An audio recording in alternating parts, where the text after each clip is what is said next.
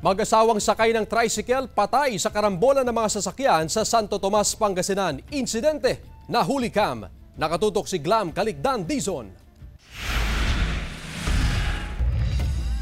Sa kuha ng CCTV na ito noong January 5 alas 4 ng madaling araw, binabaybay ng tricycle na ito ang kahabaan ng Barangay Salvacion sa Santo Tomas, Pangasinan. Kasunod ng tricycle ang mabilis na motorsiklo hanggang sa mabangga nito ang likuran ng tricycle. Napunta sa kabilang lane ng kalsada ang tricycle na sakto naman na may paparating na minivan hanggang sa magsalpukan ang mga ito. Nasawi ang mag-asawang lula ng tricycle na nakilalang sina Miguel Sirona at Razel Sirona, parehong 34 anyos. Nagtamo sila ng matinding sugat sa iba't ibang bahagi ng kanilang katawan. Minor injury naman ang tinamo ng driver ng motorsiklo at mga sakay ng minivan. Actually, yung driver ng motorsiklo saka yung sa minivan, sir, nakauwi na po sila.